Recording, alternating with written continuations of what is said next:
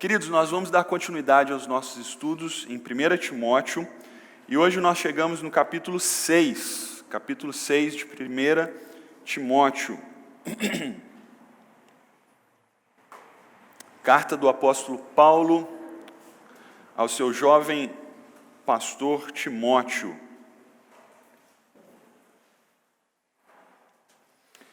E hoje nós vamos ler apenas os versículos 1 e 2 do capítulo 6. Capítulo 6 de 1 Timóteo, versículos 1 e 2. Diz assim a palavra do Senhor: todos os que estão sob o jugo da escravidão devem considerar seus senhores como dignos de todo respeito, para que o nome de Deus e o nosso ensino não sejam blasfemados. Os que têm senhores crentes não devem ter por eles menos respeito pelo fato de serem irmãos. Ao contrário, devem servi-los ainda melhor, porque os que se beneficiam de seu serviço são fiéis e amados. Ensine e recomende essas coisas. Vamos falar com o nosso Deus uma vez mais? Senhor, nós te pedimos a Tua graça e direção para compreender a Tua palavra, compreendê-la e aplicá-la em aspectos tão práticos da nossa vida, como o nosso trabalho, a nossa rotina, as nossas obrigações sociais. Que o Senhor nos abençoe e nos ajude nessa compreensão, em nome de Jesus. Amém e amém. Deixa eu começar com uma pergunta bem simples. Qual a sua motivação para o trabalho? Amanhã é segunda-feira, você vai precisar acordar cedo, muito provavelmente, você vai precisar se libertar do cobertor, do frio, e ir para o seu trabalho. Adolescentes, jovens, vocês também vão ter que estudar. São obrigações das quais todos nós estamos vinculados, das quais todos nós precisamos realizar. Você não pode escapar do seu trabalho, do seu estudo ou de qualquer outra obrigação que você tenha. Qual é a sua motivação para acordar cedo amanhã? Obrigado, Lucas. Bom, talvez alguns de vocês digam: eu quero ganhar grana. Vou levantar cedo, vou acordar, vou trabalhar o dia inteiro para ganhar dinheiro. Alguns outros talvez estejam pensando no cuidado da família, não tem outro jeito, preciso trabalhar, então tenho que cuidar da minha família. Alguns de vocês pensam assim. Outros também talvez pensam até em termos de gostar daquilo que fazem. Gostam da sua profissão, gostam do seu trabalho, daquilo que eles exercem. Qual é a sua motivação? Agora, deixa eu fazer essa pergunta de uma forma um pouco mais diferente para nós, cristãos. Qual é a motivação de um cristão para o trabalho? Você já parou para pensar sobre isso? Porque o grande problema é que nós muitas vezes separamos as coisas. Nós imaginamos que a nossa vida religiosa ela é diferente da nossa vida social, do nosso trabalho, das nossas obrigações sociais, dos nossos relacionamentos. A gente imagina que o nosso trabalho não tem nada a ver com a nossa vida espiritual, com a nossa vida cristã. E a gente vai distinguindo, vai separando as coisas. E muitas vezes nós nos frustramos no nosso trabalho, nessas obrigações sociais que eu tenho falado, porque nós não alcançamos esses objetivos pelos quais nós trabalhamos, nós desempenhamos a nossa força, a nossa energia. E quando as coisas não dão certo, quando elas não acontecem como nós gostaríamos, quando nós não ganhamos dinheiro, quando o sustento da família está prejudicado, ou mesmo nós não estamos gostando daquilo que nós estamos fazendo, nós nos frustramos, nós ficamos chateados, e nós até pensamos da seguinte forma: puxa vida, eu sou um filho de Deus, eu não mereço isso. Eu não mereço estar passando por essa situação, eu não mereço ganhar tão pouco, eu não mereço esse chefe enjoado, eu não mereço estudar matemática, física, história. Eu não mereço, e você pensa nisso em termos religiosos, você pensa aplicando a sua vida cristã àquilo que você faz. É muito interessante essa esquizofrenia, essa maluquice que nós vivemos enquanto cristãos, porque existe uma motivação cristã para o nosso trabalho, para aquilo que nós fazemos. E é sobre isso que o apóstolo Paulo está falando aqui nessa manhã para nós.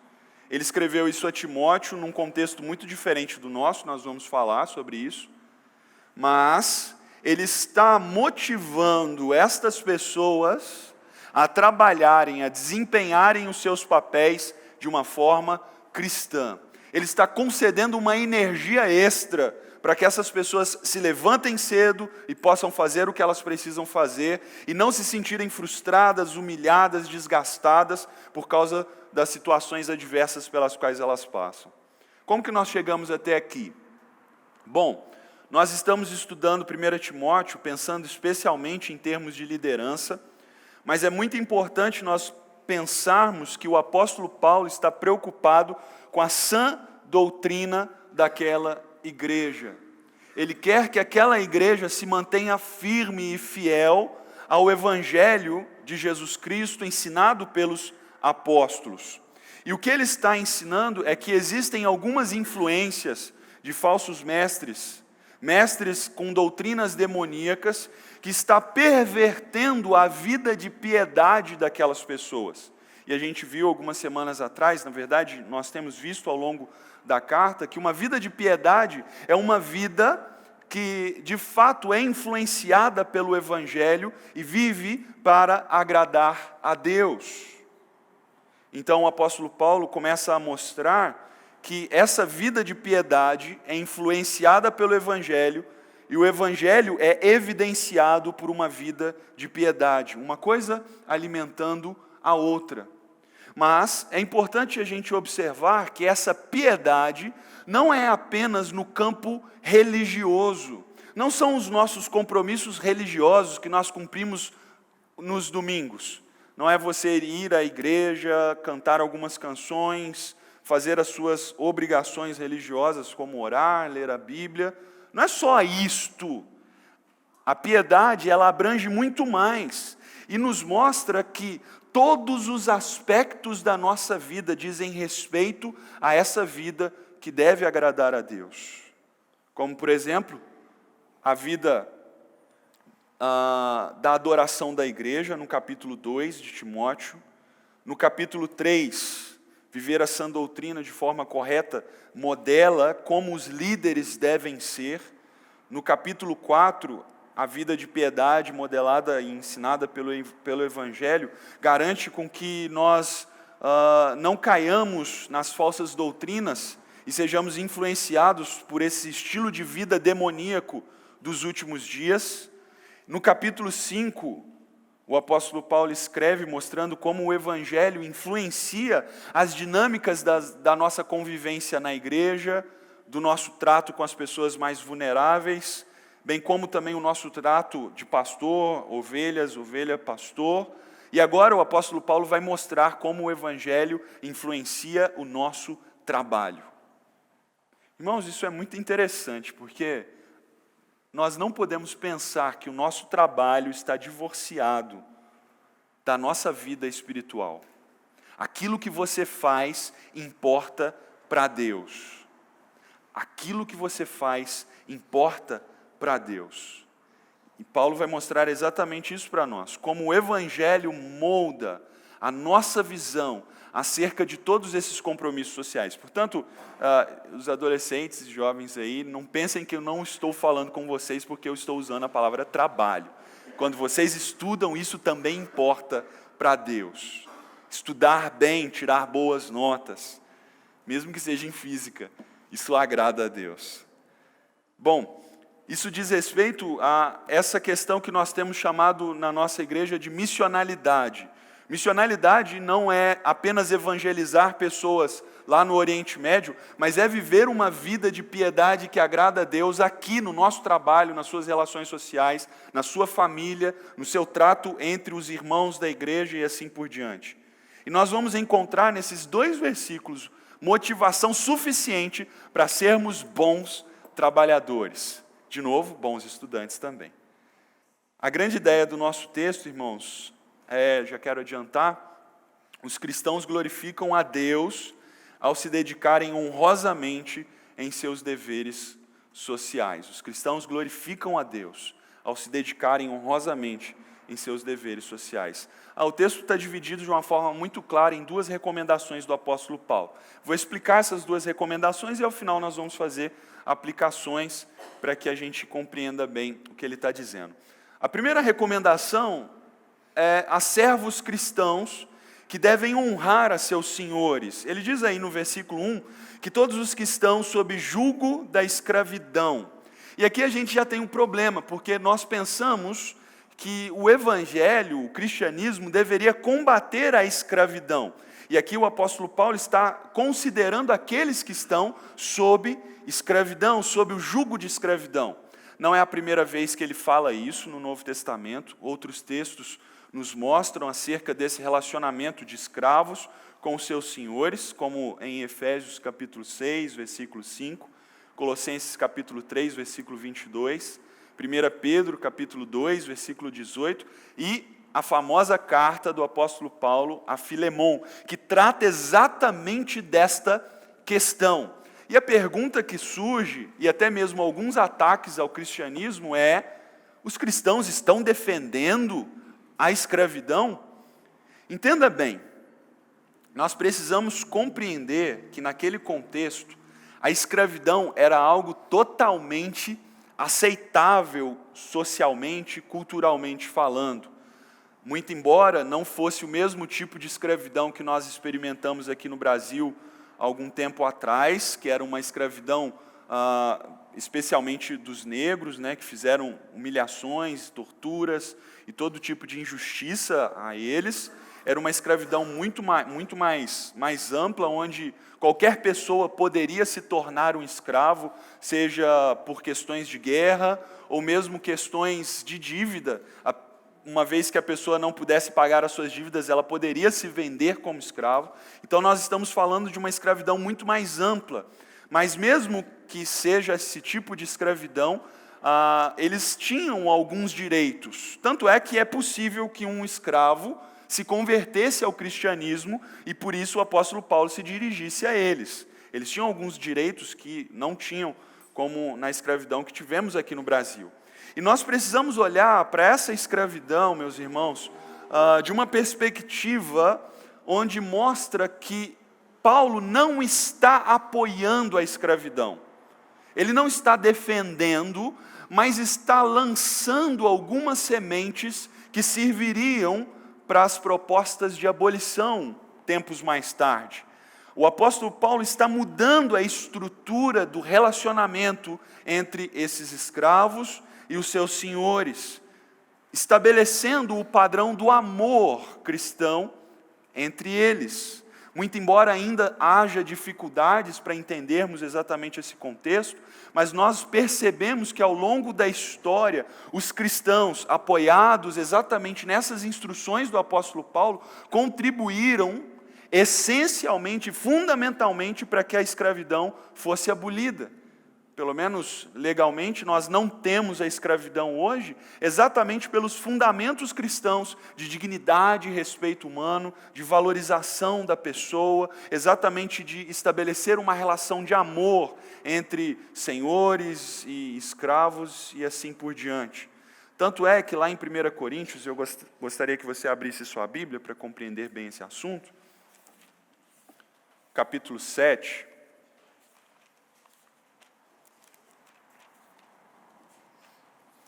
Primeira Coríntios capítulo 7, versículos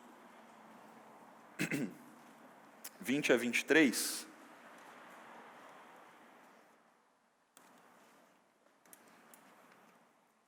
O apóstolo Paulo vai dizer o seguinte acerca desse assunto: cada um deve permanecer na condição em que foi chamado por Deus. Foi você chamado sendo escravo? Não se incomode com isso. Mas se você puder conseguir a liberdade, consiga.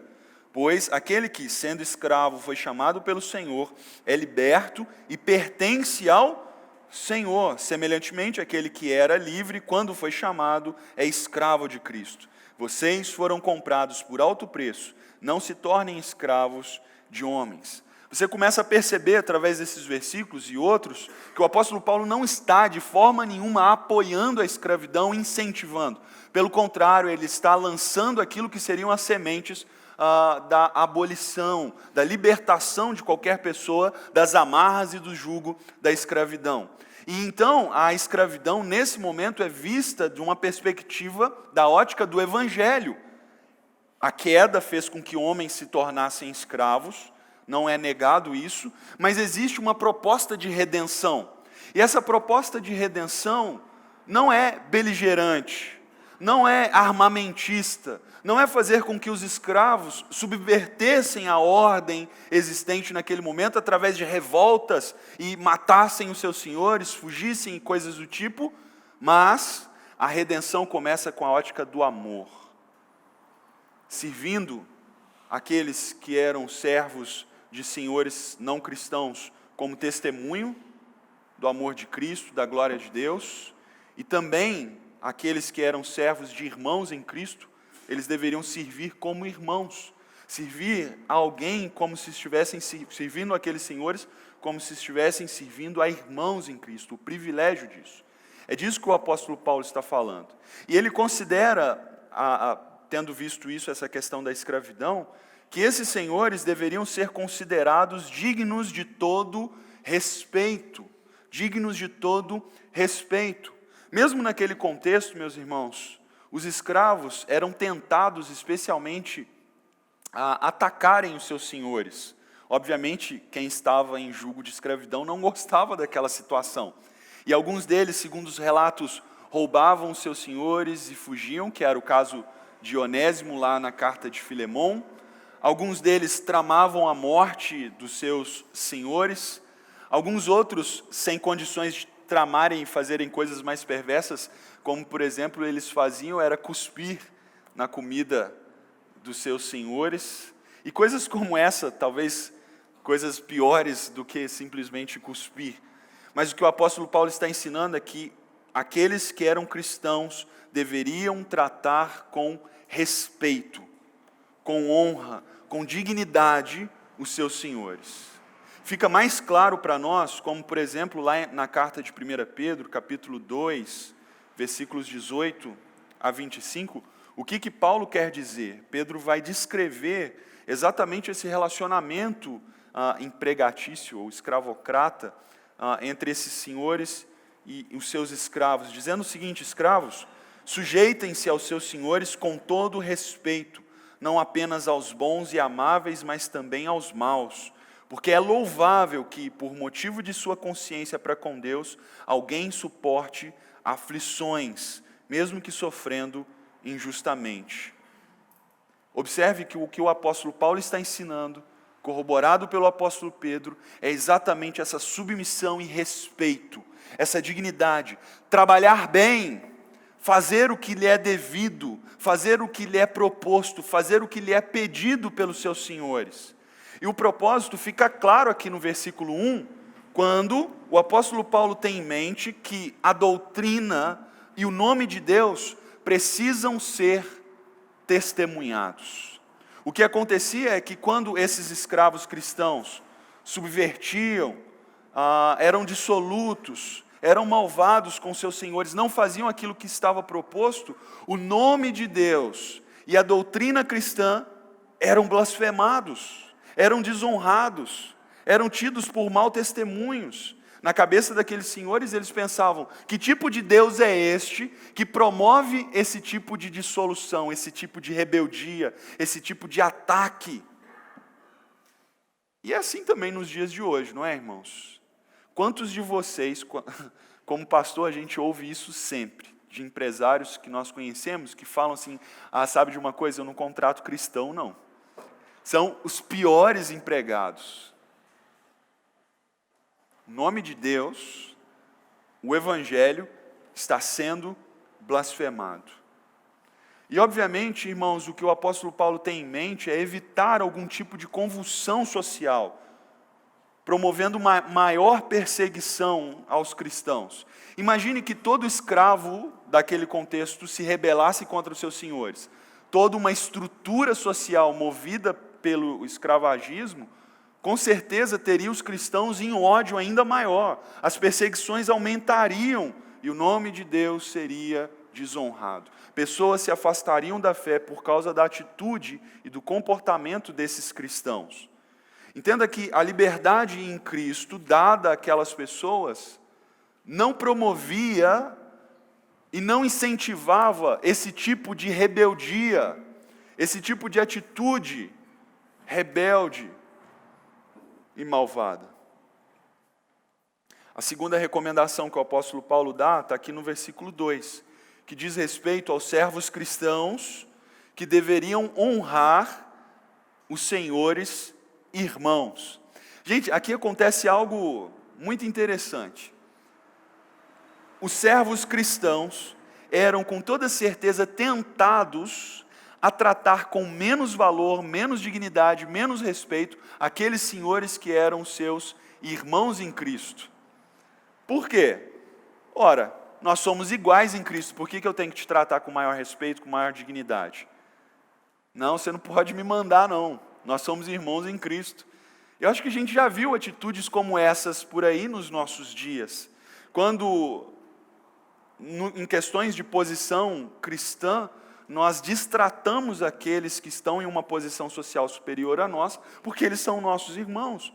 E o que o apóstolo Paulo está ensinando é que isso não faz sentido. E ele dá uma recomendação muito simples a esses irmãos, dizendo aqui no versículo 2, eles devem ter maior respeito.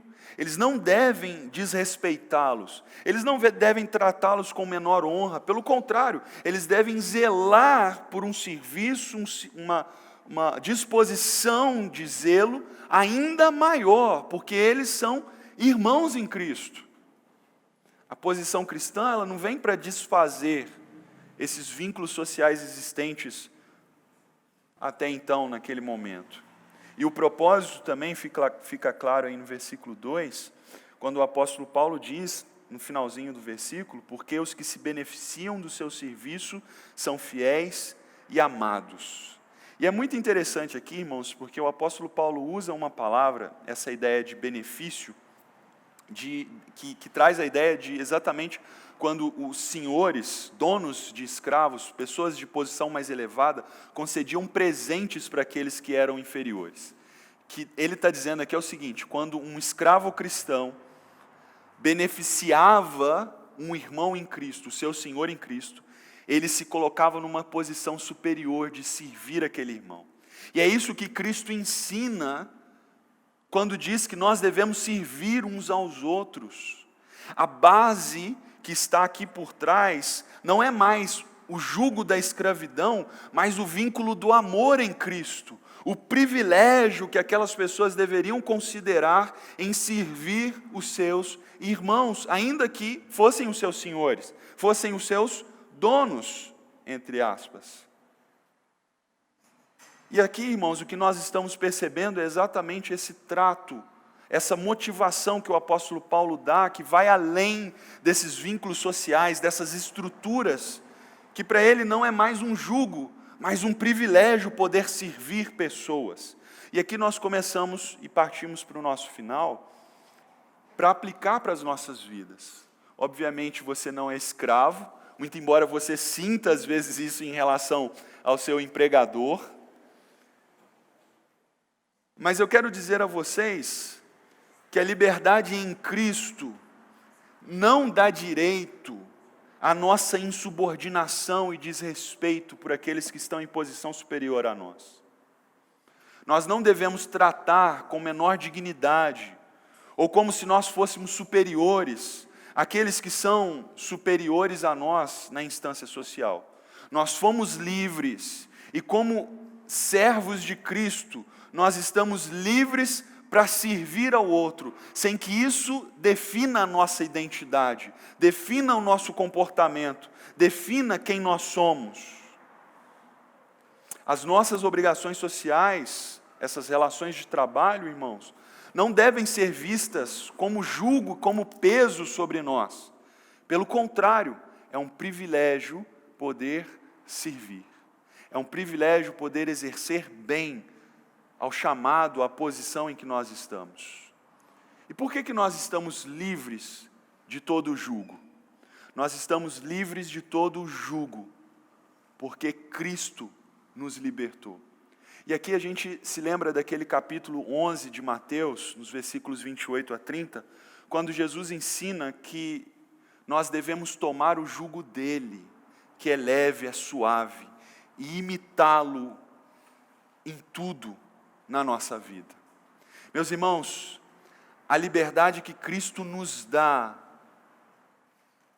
ela traz paz ao nosso coração. Você não precisa mais se sentir pressionado, incomodado, frustrado com o seu trabalho, muito menos com a sua escola, muito menos na sua família, porque Cristo te libertou de uma forma definitiva e completa. Mesmo que você esteja numa profissão ruim, numa condição social desfavorável, você ainda assim pode saber que Cristo te colocou numa posição superior, numa posição onde Ele o ama, não pelo aquilo que você faz, mas por quem você é em Cristo Jesus. Imitar a Cristo que se submeteu à condição de servo para nos libertar, de fato traz descanso ao nosso coração e motivação suficiente para que nós possamos servir outras pessoas. A sua condição social, novamente, não define a sua identidade, pois você está em Cristo. Você foi libertado pelo Senhor Jesus Cristo para servir a outras pessoas, para amar livremente e não ser oprimido, mesmo que a sua situação seja desfavorável, seja ruim. Quando o nosso Senhor Jesus Cristo veio a esse mundo, meus irmãos, Ele se submeteu à condição mais inferior que qualquer outro poderia se submeter. E Ele fez isso para que eu e você fôssemos libertos plenamente. E por mais que você se sinta escravizado por esse sistema capitalista, oprimido pelas amarras do sistema, saiba que a liberdade cristã, a liberdade que Cristo te oferece, é superior e te faz verdadeiramente pleno e realizado em Cristo Jesus. Por isso que você pode e deve olhar para o seu trabalho, não em termos financeiros, ou mesmo em termos daquilo que você gosta, mas você pode e deve olhar para o seu trabalho como um instrumento de glorificar a Deus. E aqui a gente se lembra da história de José, não é? Lembra dele?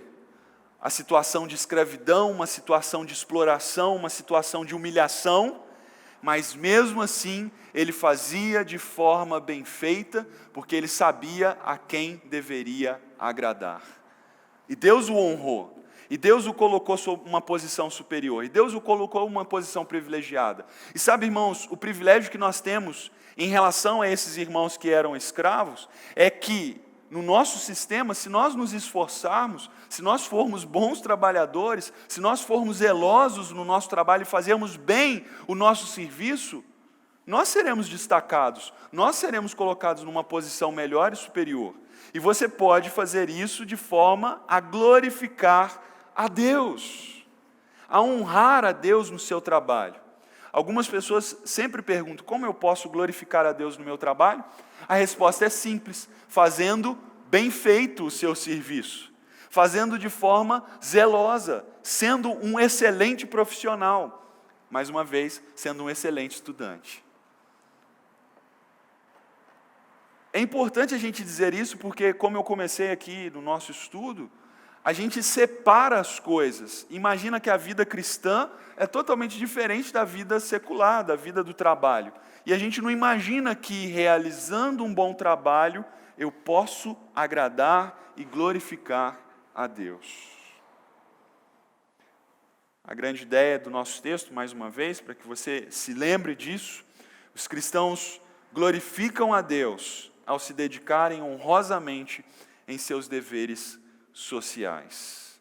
Duas aplicações aqui para nós, para a gente terminar. A primeira delas, como cristão, fuja das subversões, aquele tipo de atitude onde você se junta aos seus amigos de trabalho para dizer assim, não vamos fazer bem feito não. Vamos fazer ele quebrar a cara. Ele merece, ele não é bom, não está pagando bem. Vamos subverter isso aqui, vamos fazer do nosso jeito. Fuja das murmurações, pessoas que estão sempre murmurando do seu trabalho, da sua condição social, do seu salário, murmurando porque as coisas não estão ocorrendo como ele gostaria. Fuja da desonestidade, pessoas que roubam literalmente os seus patrões. Irmãos, aquilo que é do outro, ainda que ele esteja se enriquecendo às suas custas por causa do seu trabalho, é dele. Pense em honrar a Deus e nunca se submeter a esse tipo de atitude que desagrada ao nosso Senhor. Que você seja conhecido como alguém digno de confiança, de zelo, de honestidade, alguém parecido com Cristo. Que você seja um dos melhores empregados lá do seu serviço, que você seja um dos melhores alunos, que você seja alguém destacado pelo serviço que realiza com excelência. E essa é a segunda aplicação para nós. Ao ir trabalhar amanhã, quando você se levantar e bater aquela preguiça, ou aquele desânimo, ou aquela frustração, ou aquele pensamento de que, puxa, eu não estou fazendo o que eu gostaria de fazer, lembre-se de uma motivação superior.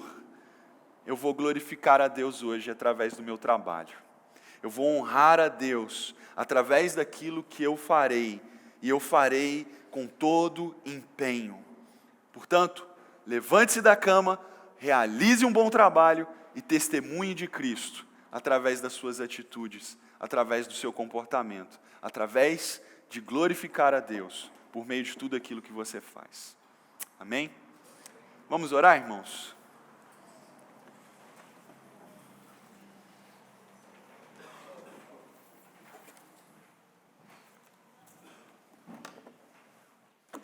Senhor, nós te louvamos porque o Senhor nos deu saúde, disposição, o Senhor nos deu capacidades para trabalhar. Nós te louvamos porque, diferente daqueles irmãos que viveram no passado, não estamos escravos. Muito embora muitos de nós precisemos trabalhar em serviços que são pesados, onde recebemos certa humilhação, ainda temos assim a liberdade. E sabemos, ó Deus, que não é esse trabalho, não é essa posição que nos define, mas o que nos define é que nós somos chamados teus filhos. Nós somos chamados filhos e filhas de Deus.